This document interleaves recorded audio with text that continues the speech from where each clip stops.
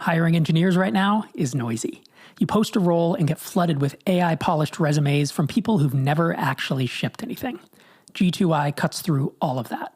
They've pre-vetted over 8,000 engineers, all with over 5 years of experience, and they do live technical interviews with real humans checking for real skills.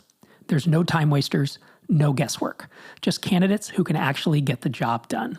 Meta trusts them, Microsoft trusts them, and so do bootstrap founders who need to move fast without making expensive mistakes. Check them out at g2i.co/Rob.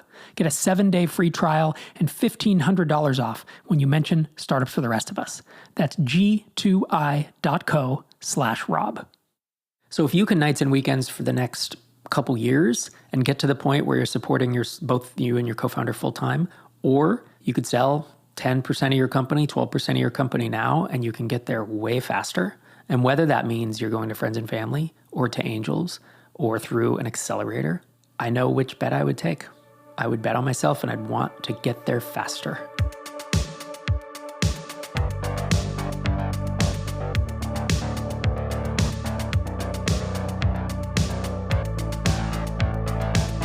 Welcome back to another episode of Startups for the Rest of Us. I'm your host, Rob Walling.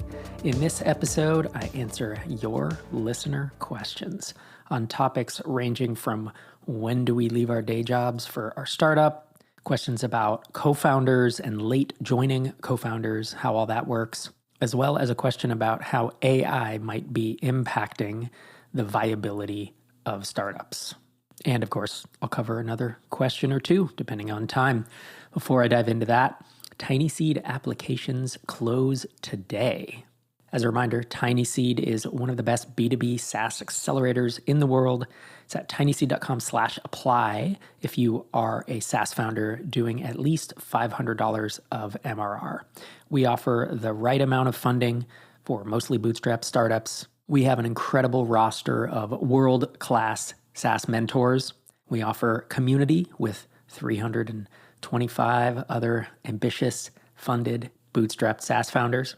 And we offer advice and guidance to get you to that next stage much, much faster. If you've ever felt alone on the journey or like you just don't have enough resources to move as fast as you'd like, and you're looking for some guidance and community, head to tinyseed.com/apply. And with that, let's dive into my first listener question.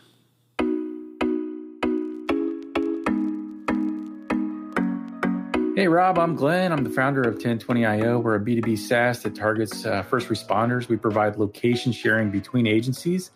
We launched in January. We're growing quickly. We have 15 police and fire departments across 2 states currently using our platform. We do have revenue coming in, but it's not enough for my founder and I to leave our full-time day-to-day jobs, which we're dying to do. We're so committed to our new startup that we just want to be doing this full time right now. But reality is we do have families to take care of.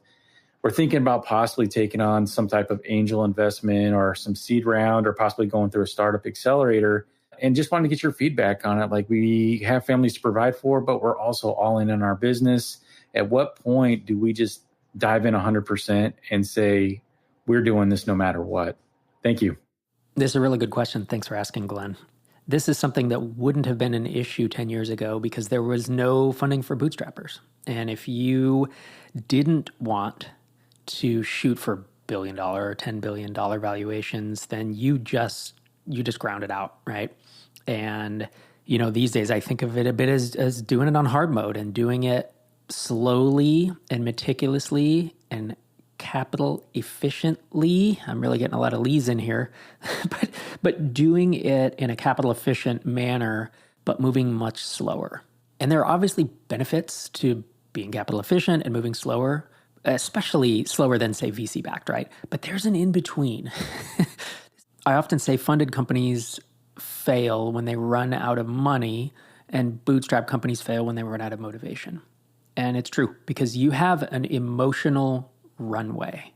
We often talk about money, financial, but as a bootstrapper, you don't have runway because you're not burning anything, right? Maybe you're taking money from your day job or whatever. But the company, since you're doing it nights and weekends, you can keep doing this for 10 years financially. But can you do that emotionally? Most people cannot. And that emotional runway is different from person to person. It's different based on how much traction you're getting. As you grow, as your company hits these milestones and has successes, your emotional runway replenishes. And this is the thing that so many bootstrap founders don't realize is some of them will say, well, I'm not going to sell because I just want to run this forever.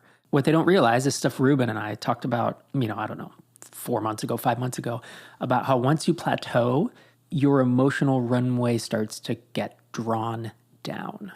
And over time, it hits a point where you are unmotivated, uninspired, and it can be hard to keep going. So that's the case of a company that, was growing and plateaued. But in your case, the question that I pose is, how long can you keep doing this nights and weekends?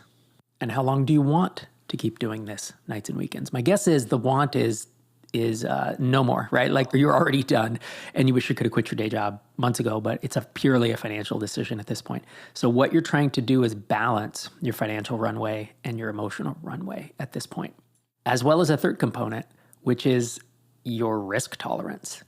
Because if you have an infinite risk tolerance, whether that's justified because, you have wealthy parents who will backstop you, or you have, $1 million in the bank. I'm sure if you had that, you might already be all in on this. But whether it's justified or not, if you have infinite risk tolerance, meaning you can take risky bets, then realistically, you just do it today. You'd go all in, right? And you might raise a bunch of money and be like, well, however it pans out is fine. But for most of us, we are calculating like, I have a day job, I have a family, and you're trying to balance your emotional and financial runway with that risk tolerance. And that's it. It's complex calculus, and it's different for every person. What I would say is, if I was in a position like yours where I had early traction, and I don't even know, early traction, you have 15 companies paying you, like that's a sign, that's a signal that something's working, right? It's not a guarantee that everything's going to work and be amazing, but that's not nothing. And most SaaS founders that I know don't get that far, especially with their early efforts. But if I had something that was working and I believed in it, and I could raise a bit of funding to get me to focus on it earlier, I absolutely would. The thing that stands in most people's way is that they don't have a network. They don't have anyone who will give them money. This was me. The first time I ever raised money was in 2018 when Einar and I started Tiny Seed. Before that, I didn't really know many people with money. I had no rich relatives. There were no entrepreneurs in the family. There were, they say friends and family around. Like none of my friends, none of my parents' friends had any money. We were construction workers. We were a construction family, as you've heard on this show before. And so I didn't have the opportunity until Drip to be able to potentially raise money. And that would have been the time, and decided to sell the company instead. So if you have friends and family who are willing to put in money at a reasonable valuation, do not value this company at $250,000 or $500,000 because you're going to screw yourself for raising funds down the line. If you have that opportunity and your risk tolerance handles it, and you can look at, if it's you and a co-founder and you want to raise, I don't know, $200,000, $300,000, and be like, well, if we grow, then this is runway for a couple years feasibly. That's a lot of time to make something work, especially if you've already done the grind of nights and weekends. So these days, knowing that we only have so many years in our lifetime and knowing how fleeting they are and how quickly they go, I am not going to spend time grinding on things that I can shortcut, that I can skip. And I think funding is a way, again, if it lines up with your risk tolerance and your emotional runway and all this stuff, I think it's a way to get there faster. Bill Perkins is the author of Die with Zero, and there's a great quote from that book. He says, "We have two lives, and the second one begins when we realize we only have one."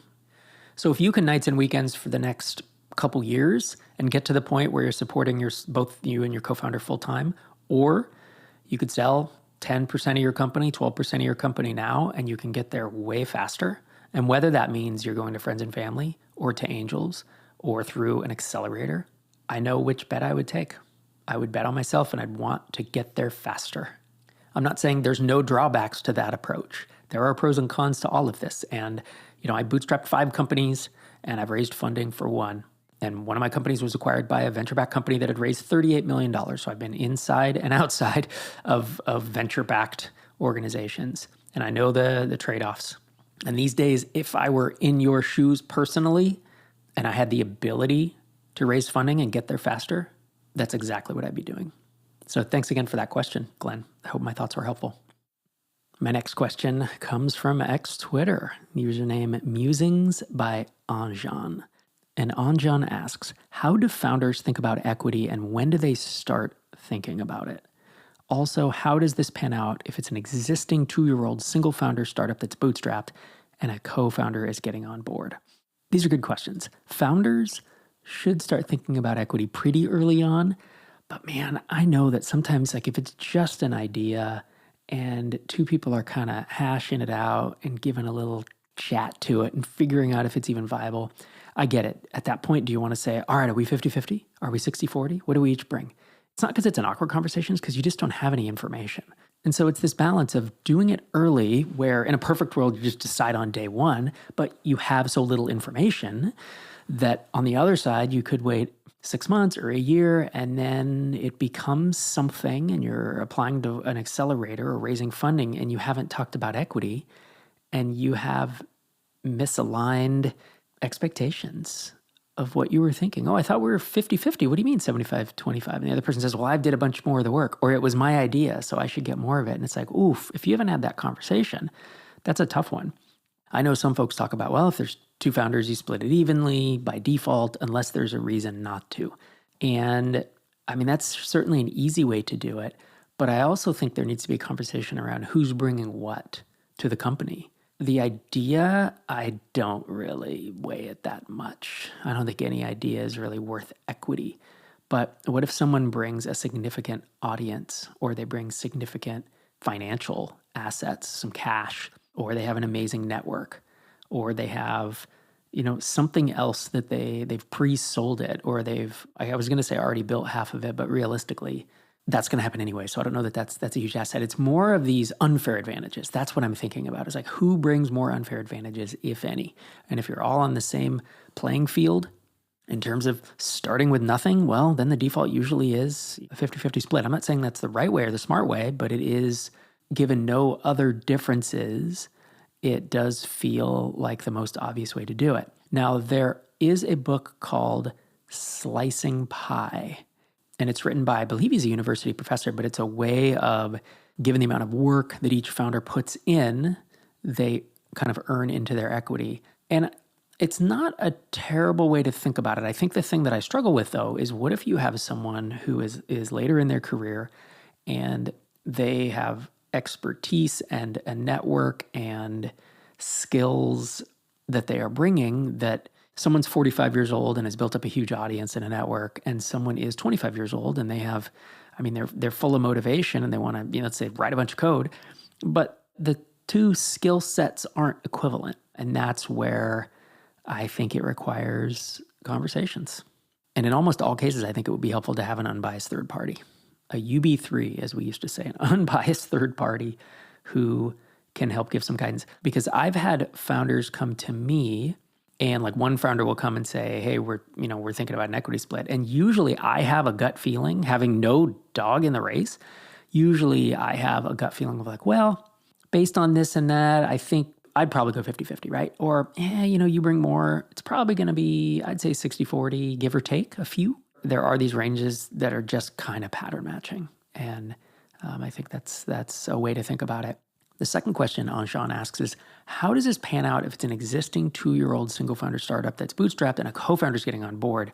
So the 2 years old, that doesn't matter much to me. It's how much traction is there, how much progress has been made. If it's still a pre-revenue company and you've written some code, you're going to be doing this for years together. Oh, the other thing I forgot to mention actually about, what people bring to the startup is like, what if one is able and willing to go full time and the other is not? That's another big factor, right? It's not just about time, but it is about what you bring. So it's another thing I wanted to throw in. But the idea of if you're 2 years in, you've done it nights and weekends and you haven't launched the product, you still have years and years of that journey ahead. Somewhere 3, 4, 10 years, it could literally be anywhere in there. And so does the 2 years you've spent nights and weekends equate at all to if the two of you decide, hey, we're going to go full time or whatever, as soon as we can, raise funding and do all that, still kind of feels 50-50-ish. I guess someone's put in some time, so maybe you could, I don't know how you would offset that, but I certainly don't think that for the rest of the life of the company, it should be some 60-40, 70-30 split because someone spent nights and weekends, building a product. But with that said, now it depends to me on traction. Like what if that company, the 2-year company Bootstrapped, is doing 10K a month? Well, you've significantly de-risked that, significantly. So it shouldn't be anywhere near 50-50. And what if it's doing 25 grand a month? Big difference, right? 50 grand a month. Each of these things, the company is just worth more. It's just worth a lot more. And the de-risking of it has a significant impact. And so there are no rules of thumb for this, but generally I've had founders who are like, hey, I want to bring on a late stage co-founder. And frankly, they shouldn't be called a co-founder 2 years in. They're not founding anything anymore. They are a business partner that is being added. And you can call them a founding engineer if they're coming on as an engineer, or founding employee. But are they a co-founder if you've been slogging for 2 years? That's not what the term means. So I think be really careful. Or you can give them a title, right? They could be the director of blah. I don't know, maybe a C-level. I don't like C-level titles this early. But all that said, if I was doing 10K a month and someone wanted to join, oh man, they would need to brand. I mean, that's a valuable business. Just think of what you could sell for that for through like Quiet Light Brokerage or Acquire.com. It's worth hundreds of thousands of dollars. So if you give them whatever percentage that you give them, it's a lot. So if you're doing 10K, 20K a month, maybe they get 10 to 20%, 15 to 25. Like that just kind of feels right. I'm not saying this is like guaranteed that should be the number. If you're going to become $1 billion company and that's the goal, that's the other thing. I guess this all depends on goals, right? If you're going to become $1 billion company, then you're really still in the first inning. But if you are planning to maybe sell for, when you get to 2 million, then you've done a significant job of de-risking it. So I think there's no right answer here. I think there's a lot of, this has to be a look at expectations. If you've raised funding, you said you're bootstrapped, but let's say you've raised funding and you're doing 25K a month, 50K a month, that number is even smaller of what I think a kind of later stage person coming in. It starts to get in that 3 to 10% range pretty quickly. I think that founders often dismiss how much they de-risk a business by getting to revenue and by getting to, again, even small numbers like 10K, 15K, 20K a month is a signal, especially if churn's low, like that's a valuable business. And you've done a lot you don't just do that again, magically snap your fingers and have that again. Like every time it's a big risk to get there. And so I would just be very mindful with your equity. And of course it should always vest. And it's usually over 4 years with a 1-year cliff. Those are just details. But you don't want someone to come in, be able to work 2 or 3 months, get their equity, and then leave and take it all with them. Because that's a catastrophic event and can help ensure that you can't raise future funds, that when you exit, you put a bunch of money in the pocket of someone who really didn't work much on the product. So thanks for that question, Anjan. I hope my answer was helpful. My next question is also from X-Twitter, and it is Pablo Fernandez. And Pablo was clarifying a question that he asked several episodes ago about feasibility risk and whether AI had changed the calculus of whether a business could be feasible. And I didn't fully understand his question, and I think I misanswered it in that episode. I think that was with Ruben, actually. So Pablo chimed in on Twitter, and he said, hey, I just heard your answer to my question on Startups for the Rest of Us. I think I didn't phrase it correctly when I asked, though. So maybe for a future podcast, here's a reframing, and I appreciate that. As a techie, so Pablo's a developer, I get pitched ideas to join startups all the time, and I'm seeing a shift. So I think this is where someone comes in and says, I have an idea, and I need a developer to build it. Okay, so in the past, they used to have market risk. So like Facebook for dogs, does anyone want this? Will there be any users? Where now I'm hearing a lot of, we'll use AI to generate free money. Of course, everyone wants that, but can AI generate free money? So that's the idea. He's saying the business idea is like, well, it's a promise. Like we're going to use AI to do X, Y, Z. Sometimes these entrepreneurs do validation. Like I asked 10 people if they want free money and they all said yes. This is a good example. Thanks, Pablo. But that's not the risky part. The risky part is that AI doesn't magically solve problems, right? The risky part is, can you build this with AI? So that's what I meant when I asked about feasibility risk. And the validation should start at the lab, not the mom test. Is it just my bubble, or is there an industry-wide shift here? By the way, I'm exaggerating. The problem is that many of those AI gives free money looks impossible, and then blam, someone just makes it. Yeah, so this is a really good question, because so there's market risk, there's technology risk, and there's execution risk, right? Those are the three risks in starting a startup. Execution is, can you get this done? Or are you gonna just stumble all over and not make any progress? Does your team suck, or can they get it done if you have a good idea and a good market? So we'll put that aside. Technology risk, we almost never talk about on the show. And you'll hear me mention it now and again, but I always dismiss it. I'm like, look, we're not building Google.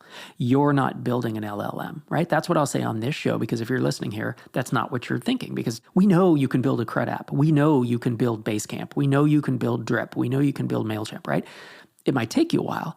These are certain things that will happen. There's no technology risk, but it's when you're in biotech, medtech, you're building drones, you're trying to build a submersible that can go down and see the Titanic. You get it, right? That's where there's tech risk involved.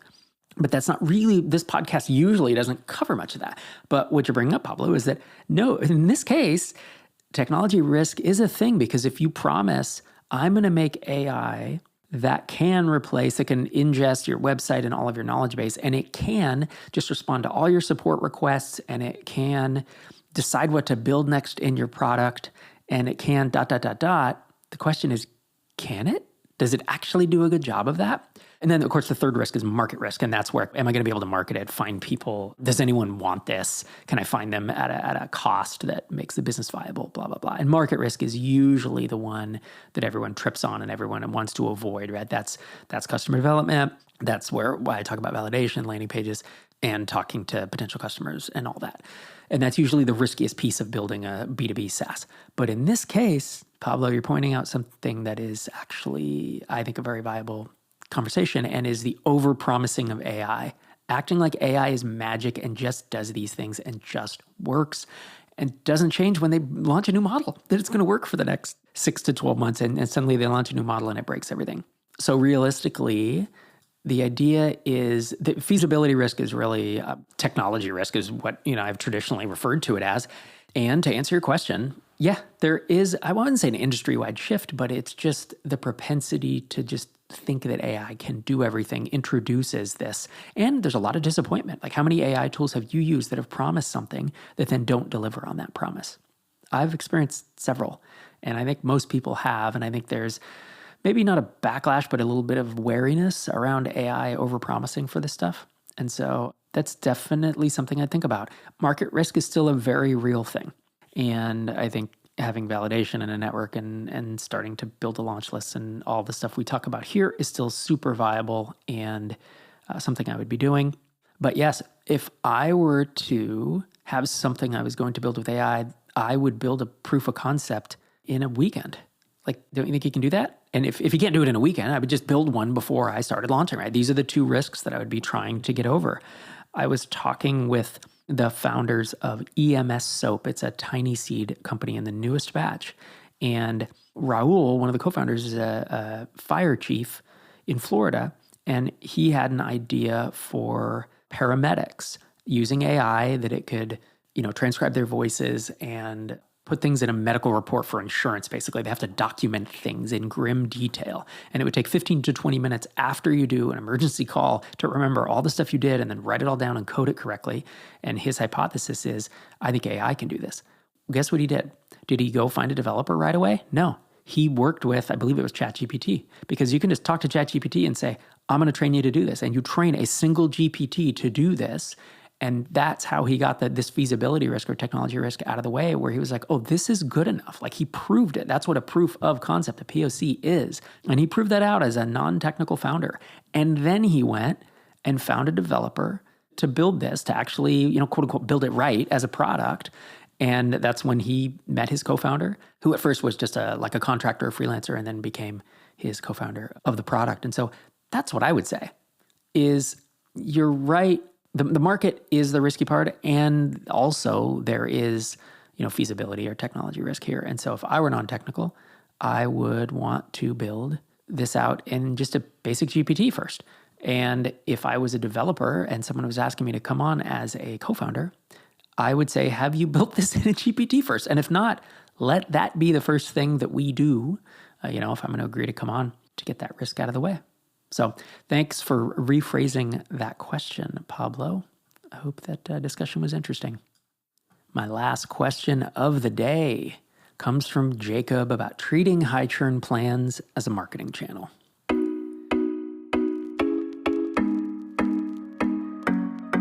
Hey, Rob. Loving the podcast. You recommend sometimes dropping the lower priced, higher churn plan and focusing upstream.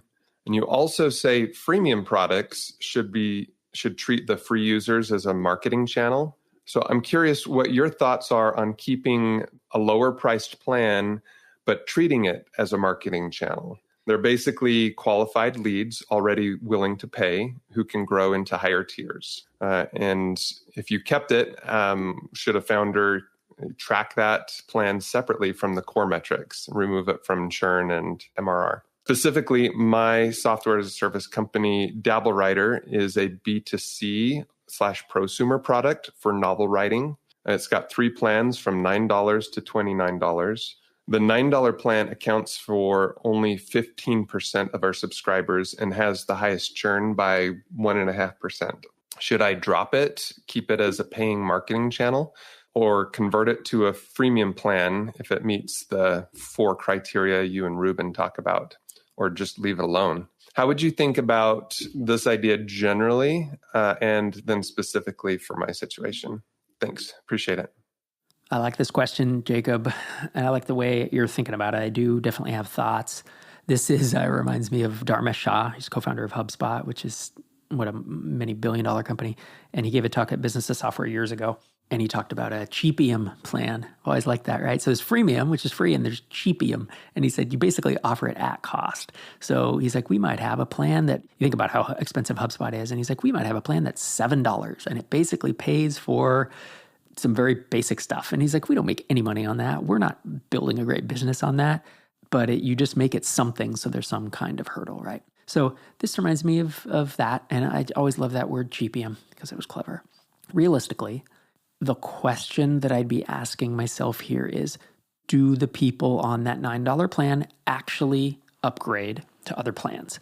Every time I have advised a founder, or at least brought up the idea of them canceling their cheapest plan, I always say, but make sure people are not upgrading from that plan, that it's not a funnel up into your more expensive plans. Because if it is, then you should consider keeping it.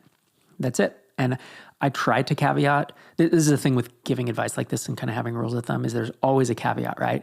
When it comes to two-sided marketplaces, what I don't say is never bootstrap a two-sided marketplace. What I say is don't bootstrap a two-sided marketplace unless you already have access to one side. That's actually what the full sentence is, right? It's like the full quote of money is the root of all evil is actually the love of money is the root of all evil. And that changes the meaning of it. So in this case, the full quote is, I consider canceling my lowest plan if it's high churn as long as that's not a feeder up into the other plans.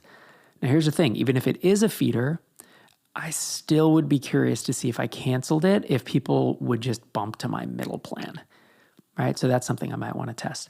But if you don't see anyone going from that 9 or very, very small amount upwards, then yeah, I would consider just removing it. The problem with having a plan that is high churn is it takes a toll on your support people. It is demoralizing to you as a founder to see your churn that high. And if you go to sell, when you go to sell, because everyone sells, or if you were to go to raise money, your metrics will suck and it will negatively impact your valuations. So sure, if you plan to keep it forever and never sell it, which again, you're not going to do that. But if that's your plan, then if you keep this lowest plan, I would absolutely exclude that plan from my churn. I mean, that's really what you want to be doing because it muddies everything up. You have this 10, 12, 15% churn, but it's all on the lowest plan. I'm sure it's super high churn. It doesn't help you actually see the business as it is, right? So yeah, you could exclude it in whatever reporting you're using and then only worry about the higher churn. It's fine. But if no one's upgrading and it's only 15% of your revenue, I don't see why I would want that plan. That shows me that it's broken. It's like you could just eliminate that whole plan, eliminate all those churning customers, who usually are higher maintenance. In your case, they may or may not be, but why keep that around? That's how I would think about it. And then the final part of your question is actually intriguing, and it's to just turn it into a freemium plan, to stop charging for that $9. And since it's only 15% of your revenue anyways, does that freemium plan get momentum and become larger, and then you have that larger pool of people who can upgrade? My answer there, as you said, the 4 things that Ruben and I talk about, the biggest risk there is that it's wrong, that you make it freemium and then you're like, dang it, I would prefer it be $9 again. Now, have you already downgraded all the people from the $9 plan to free, and now you have this free plan with a bunch of people? Or is there a way you can test this just with new signups for now? And what you do is whatever is in the $9 plan now, you have at least 1 or 2 features in that you don't put in the freemium plan. And then you add the free plan. That's the only way I really know to test this stuff, other than the rules of thumb we talk about here. So I have actually advised a couple tiny seed founders when they're talking about this to just say, what would it, let's do a thought experiment of like, what would it look like to downgrade your plan instead of getting rid of it to a freemium plan, and talk through it. And usually the answer is, oh, I don't think that's a good idea, or I don't think it's worth the experiment. But from there, it really is just an experiment of thinking about how can I do this in a way how do you do it in a way that's easy to roll back, is how I think about this stuff. And usually grandfathering existing customers in whatever plan they are for now until you have more data is the way that I go. And then if I decide, oh, I'm pretty confident that freemium is the way, or pretty confident that $9 was the best, or boy, freemium didn't work, $9 didn't work, I'm just going to cancel this whole thing altogether. Well, then you just remove it from the pricing page and just give yourself some time. You let the people churn out over time. And when that gets low enough, you figure out, do I want to bump people up, or do I just let it ride? Just let it ride as it is until everybody churns out. So it's definitely an interesting question. I like the way you're thinking about this, Jacob, and I hope my thoughts on it were helpful. Thanks for sticking around through those listener questions. There were some good questions today. I have a nice little backlog, but if you want your question answered on this very show, head to startupsfortherestofus.com, click Ask a Question in the top nav, and you can record audio or video. It'll go to the top of the stack. You can record it on your phone, on your computer, or you can send a text question, and those go to the bottom of the stack, but I do eventually get to them. I only have about 15 text questions in the backlog right now. And of course, if you ask questions that are not early stage beginner idea stuff, those will also move ahead. If you're doing 10K or $1 million a month, those are great questions to send in to the show so that I can keep the topics balanced and not only talk about early stage things. So thanks for joining me this week and every week. This is Rob Walling signing off from episode 820.